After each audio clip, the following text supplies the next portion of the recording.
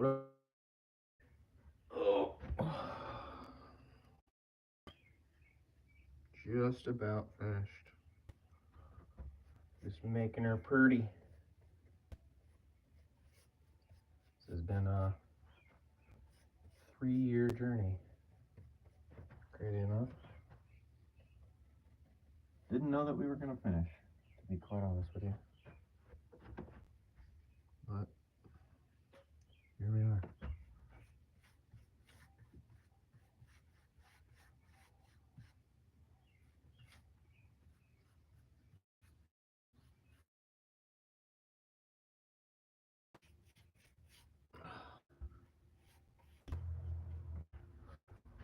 It's fourth.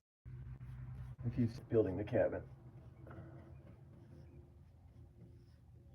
Call it a cabin, but I don't know really what you'd call it. Just said cabin from the jump. Kind of fits, I think.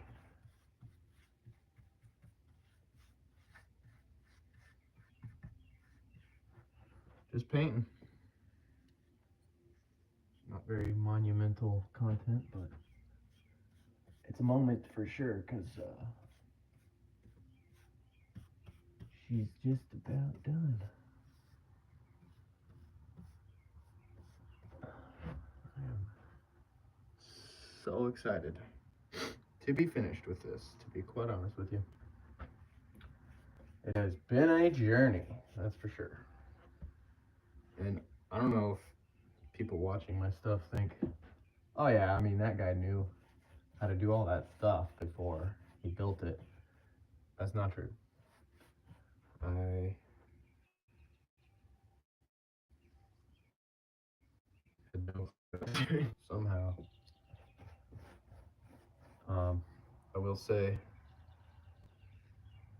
shout out to my grandpa, rest in peace, because I would have been very screwed without all of his tools that we have in the barn. So I'm very thankful for that. You know, I mean, that's just a little lesson right there. Like, legacy is everything. Like, I mean, dude, I'm about to get emotional right now, but he's helping me out even after he's passed away. You know, that's crazy. Crazy. Thanks, Grampy. But I don't think I posted it yet, but I have a video. It's actually filmed right there. Of these new things I've been doing. Talk and sing, just because I can't come up with anything else more catchy. But you know, I don't know. I just noticed we got 10 people in here, and that's pretty sick. I don't know, little wins, you know. Just sometimes it's easy to look at the World Wide Web and go, how can I make any sort of an impact or difference, or there's space for everybody. I'm learning that lately. You know, like, I think if you never kind of try or branch out and try to be your own person, because I don't know, I feel like I watch a lot of artist interviews, and a lot of people say, yeah, just be yourself, you know, just do your thing. And I'm like, I don't think you know what yourself is or what your own identity is until you know, start doing things that are a little scary, like live streams and filming content that, you know, flops, you know, or maybe is successful, or definitely is successful. Another thing I'm trying to really work on is changing your verbiage, as my mom would say. Like, you know, you gotta kind of like Russ says, you got to you gotta kind of have unwavering confidence and just not fake it till you make it, because it's really, it's just a bad way of putting it, but in a sense it kind of is. Like you're just believing that you've got this when nobody else believes that you've got this or even has a clue what the heck you're doing, you know. But if you just keep chugging along, heavy metal pun intended, um, then I mean, how can you lose if you just keep going, you know? What is that video I just saw? What's his name from Pineapple Express? Saying like, if you don't quit, then something might happen. But if you do quit, then it for sure it's not gonna happen. Yeah, true that. True that. I was looking on YouTube stats and stuff, I think yesterday, and it's like, it sends you like the weekly blah blah blah. This is how much you're, doing stuff. And it was like, you know, you're up 30% across everything this week. And then I go look at the videos I've posted, not necessarily at what they are, but just the fact that this whole week, like, there was one day I posted 5 videos, there's one day I posted 9 videos. Like, oh, wow, you're telling me if I just show up and post stuff, then it grows? Huh. Weird, you know? So, um, also, I don't know why this just popped in my head, but I feel like I know I started this channel doing metal and stuff, and lately I've been doing like pop and singing and probably a lot of stuff that like a true metalhead would think is fucking lame. But I saw another video, watch a lot of videos, um, yesterday, just saying like, honestly, who gives a shit what other people think? Like, honestly, like, like, I think we guide our lives on like the fact that like, oh, I don't know, like they're gonna think I suck, or I'm switching this up. Not gonna people aren't gonna think I'm cool anymore. You know, I mean, that could be a thought that could come into my mind. In the sense of like, I come from like, I'd say the underground metal scene. Metalcore's definitely been put on more of a pedestal lately, but or as of the last few years. Um, but that's the underground metal scene. Let's be honest here. Come on, you know. Um, to come from that to like singing pop and trying stuff like that. To be quite honest with you, the whole reason I mean, I guess not the whole reason, because I just like pop music. I really do. I have like some my own specific artists and stuff like that. Like, but we're back. So, what was I saying? So, releasing music with a band, or having 5 other dudes um, collaborate on a song is genuinely pretty hard to do, if you don't have those people in your life. And hindsight being 2020, the 2 bands that I have been a part of that had full members, um, Beacons out of Florida. Like, in hindsight, I think to myself, wow, the fact that I had members that maybe at times or annoying. Um, in hindsight, where I'm at in my life right now, I think, wow, at that time I should have appreciated the crap out of them. At least it seems for me at this time to find dedicated members to project. Um, that's why it's been tough for me to release stuff via Just Dust, my new band. If you haven't listened to it, you better go check it out because honestly, I think it's the fucking best metalcore ever. I'm just gonna say it, bro.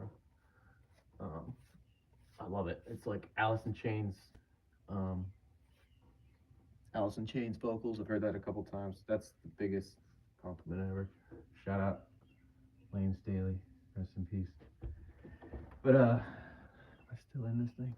Um, but yeah, all that to say, releasing pop is way easier for me because you get up. You don't even really have to get with a. I guess you kind of do producer, but you can just find a beat, purchase that beat, record it yourself if you really wanted to. Try to get it as good sounding as you can, and then drop it. You know, um, I haven't gone that route. I've always had somebody mix my vocals. I've been consistently trying to get better at vocal mixing and stuff, but it is a very daunting task. Um, and I think also when it's your own vocals, you kind of critique it differently than if it was somebody else. Maybe that's just me. Maybe that's a bad thing, but like I tend to be kind of hard on myself in like weird, weird ways, I guess. Um, dang, I need some painter's tape right now. But yeah, so that's why. That's part of the reason why I've been working on pop or whatever you want to call it lately, because I don't need a whole freaking team to be able to put something out. I can come literally in this room that I've just now gotten finished, or I'm currently finishing, I guess. I can come in this room, record my own vocals, which I always have.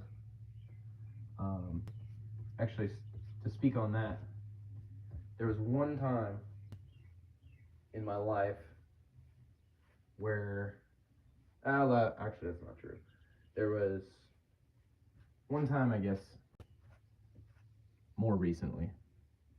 I mean, this was still like 6 years ago when I was in 2x4, where we were actually on tour, but we booked like a couple days to record a single, which never do, by the way. That is the stupidest thing in the world. Because I mean, maybe not for like, it's even dumber because everybody I feel like kind of knows like after 2 weeks of tour, so like that's when you're like the worst. So it was like 4 tour dates, and I was just kind of like, and then day 5 was like, let's record a song. I'm like, and then crazy enough, like I was new to the band, and that was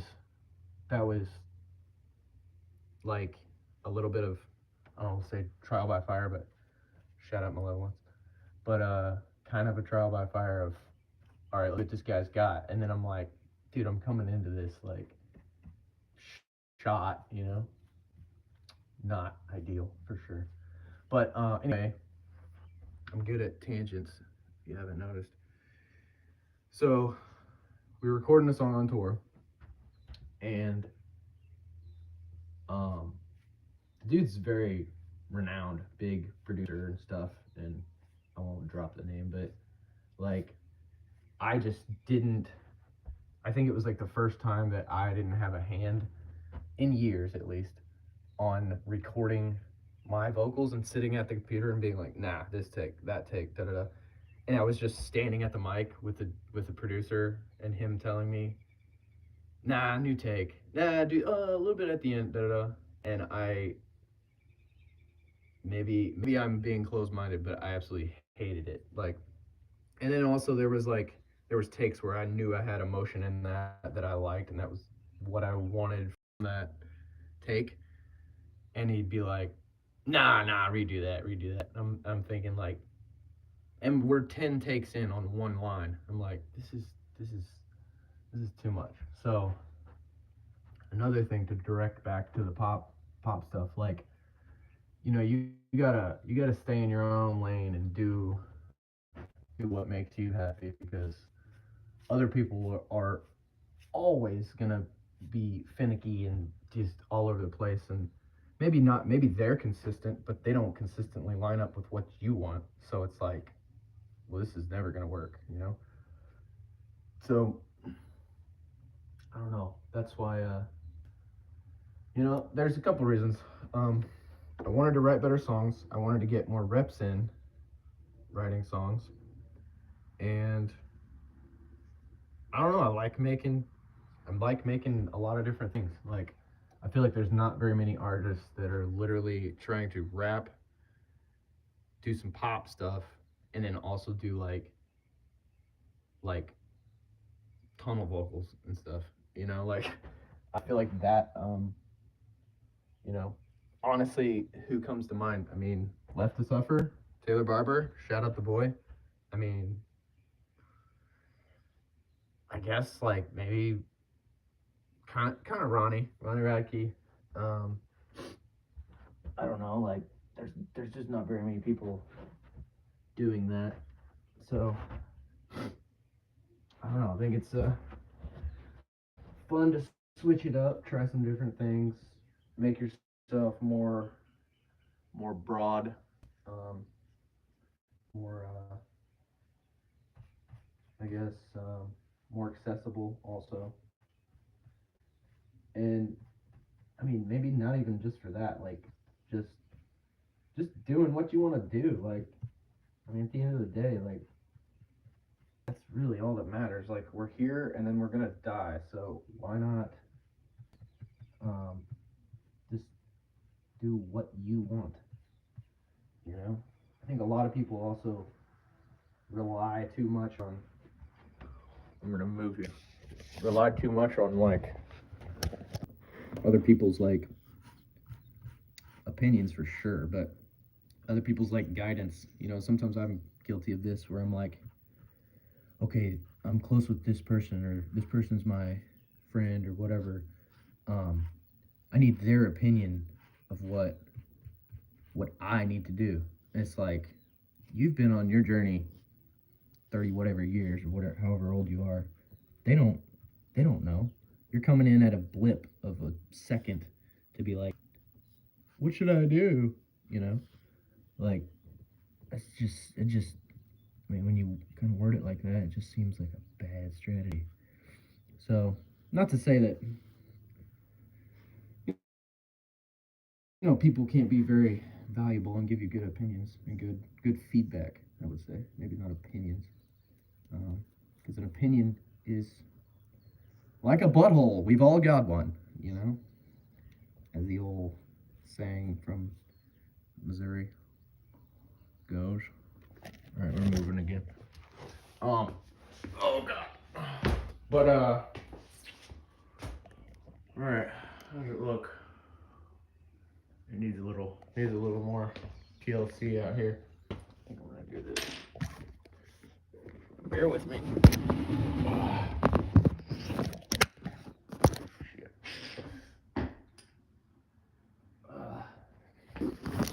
Who we got in here? Say something. I don't know how to see comments live, to be honest. I don't know. I'll just keep rambling. That's cool. I'm gonna do it like this. I hope it doesn't make you sick. Speaking of being sick,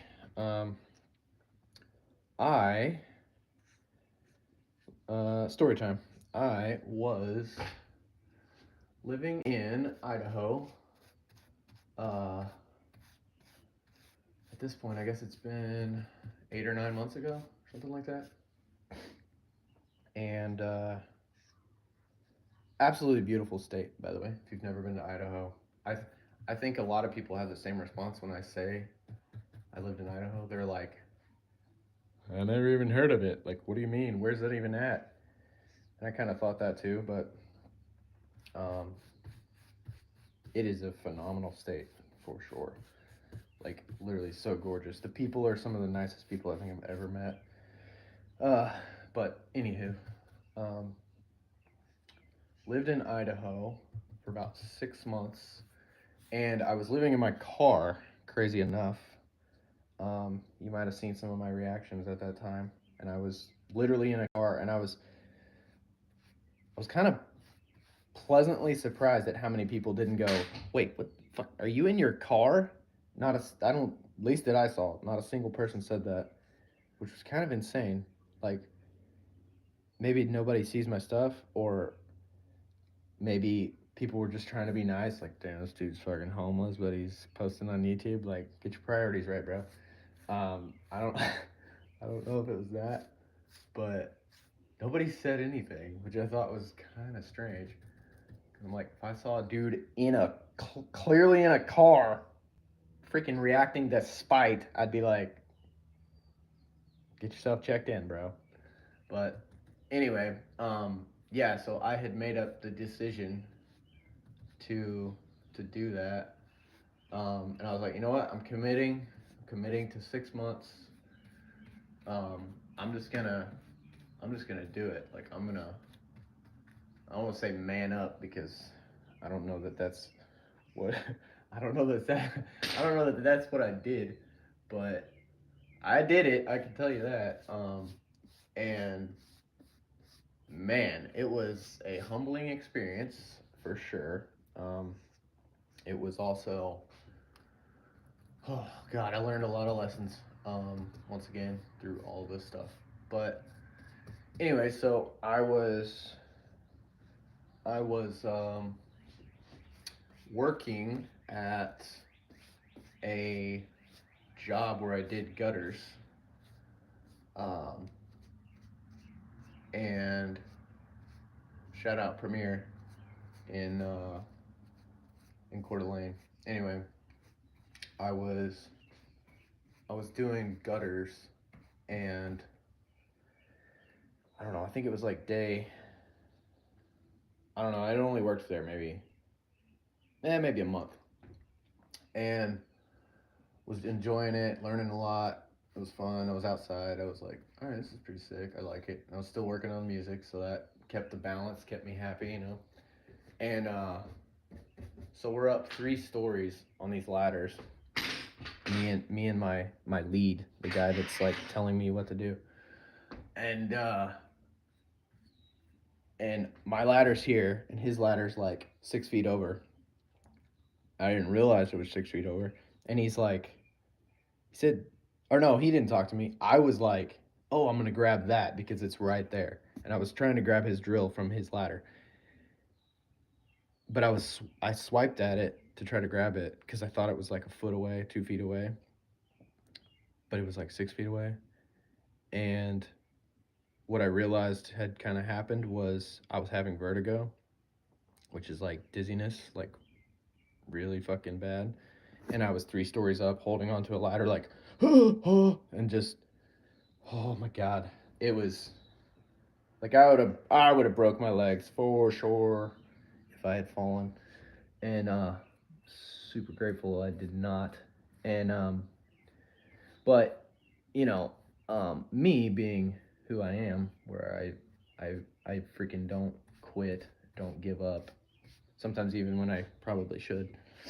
Um, I kept doing the job, and or actually that day was the breaking point. I think I was already dealing with vertigo 3 or 4 different times at the job, and I was just like, you know, classic man, as they say, but pretty accurate. Where I was just like, I'm good. Don't worry about it. You know, like it'll it'll work itself out. Well, um, around that time, my ear was also hurting, like left ear, super painful. And I was like, okay, something's wrong. And never until recently had insurance in my entire life. But um, so that's why. And I've also never really needed a doctor, so I didn't go. And I was just like, I'm good. Took some ibuprofen, whatever, for a few months, I think. No, not that long. A few weeks, I meant. And and it got worse. And I was like, dude, what? So I finally broke down, went to like a urgent care. The guy's like, yeah, you've got a inner ear infection.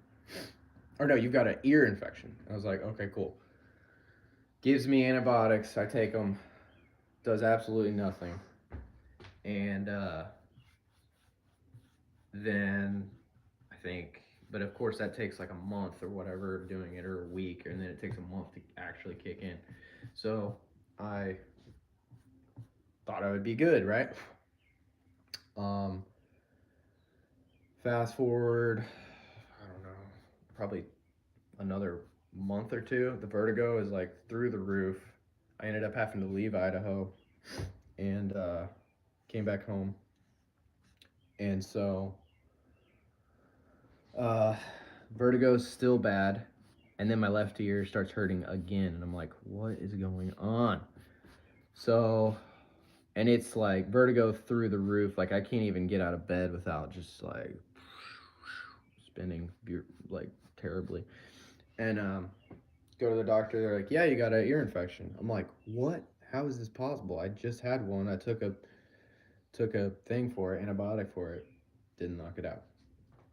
So it turns out I had an essentially a festering ear infection for about 6 months that it didn't fully address.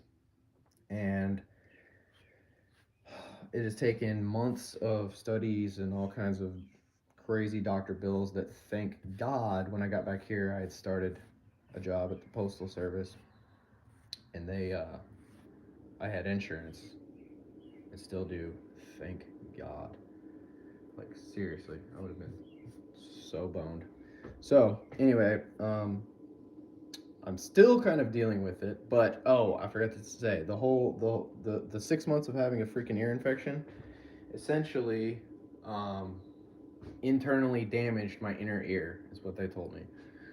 So, um, it's been tough, like with the vertigo stuff, um, and not really understanding what to do about it. So, anyways, I was going to therapy here, trying to figure out what to do, and then I was out here with my mom. Thank God she was out here, and we were working on this cabin, and it was actually the first day I got back here, or not the first day I got back, but the first day I was like, all right, let's work on the cabin again and finish it, because I've moved to Idaho and in Colorado before that, and I still haven't got this thing done. So let's do it. So then we get out here, we're working on it. It's hot. We walk up the hill, and I tell my mom, Mom, I think I'm having a stroke. And dude, it was so gnarly, so gnarly. Like, um, I genuinely thought I was gonna die. Um, it was it was intense. It takes me back a little bit too much even talking about it. But um, to be honest with you, not to get on this level because I ain't trying to preach at anybody, but I instantly was like, God, forgive me for my sins. Like, forgive me for being a shitty person at times. Like, forgive me for just everything I've done. And you know, don't let me die. Straight up. So, um, yeah, it was gnarly. And so anyway, at the time, I didn't know. Well, I guess I did know because I said it, but I was having a stroke. But what I didn't know was and my legs hurt. My legs hurt like stupid bad. Like right before that, it was like the craziest day at the gym times 10 straight up, and my legs were just like, oh, like I don't understand. Well, it makes sense later because we get to the hospital and they're like, it was one of those deals where they rush you in and you're like the priority, which I've never really had in any relationship in my life, especially at the hospital. And they rushed me in and they put all this stuff on me, and they were like, "We're gonna 1082." Freaking. Anyway, they rush me in, do all these tests and stuff, and they're like, "Yeah, you had a blood clot that came from your legs." Makes sense. And usually, I guess it comes up, and it's supposed to pass, or it's supposed to go like if a blood clot comes up, it goes into your heart because that's where the blood's running back to, and then it usually will dissipate by sending it to your lungs. Usually, because I guess you're, I don't know if I've got that right, but your lungs like kind of can dissipate it, but that didn't happen, and it went past my heart, went up, hit right here in my brain, and caused a stroke. The blood clot did. So, and it was gnarly. Like looking at the picture, I should have took a picture of it because I've wanted to post it because it's pretty gnarly. But the picture of the blood clot um, that they say I currently have, but I don't kind of refuse to believe that because I think it will be gone. But it's like it looks like in comparison to the rest of my brain, it freaking looks maybe like that big, and it's like right over here. So it's super gnarly. Um, so, um, what they said was the reason was for all of this was because there's been a hole in my heart, your PFO.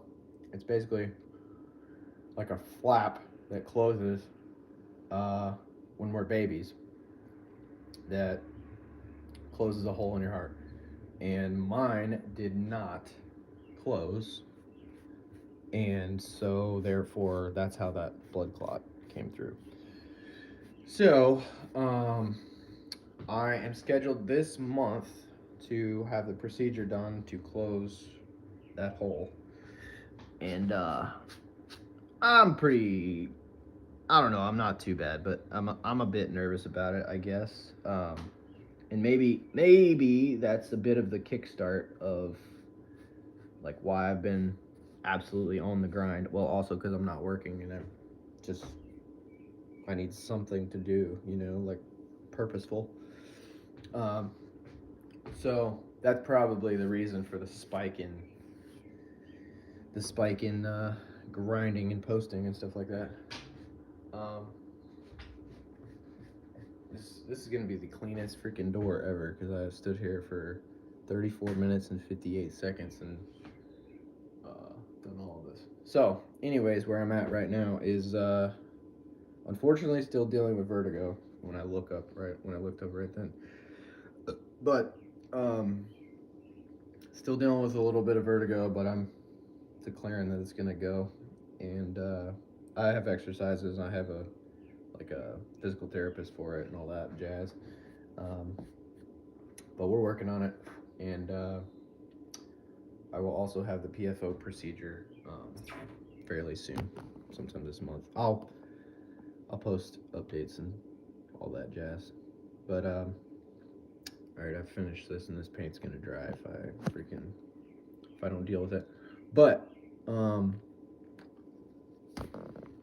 crazy enough, I had no clue what I was gonna talk about, and here we are. I vented. I feel better, so I don't know if you guys got anything out of it, but you helped me, so appreciate you, love you. All right, I'm gonna do a shameless plug right now. I've got, and actually I haven't talked about this, so this is exclusive. Um, well, I've talked about this one. So January 18th, I have a new song, "Not Alone," coming out. It's like acoustic, soft, banger, introspective.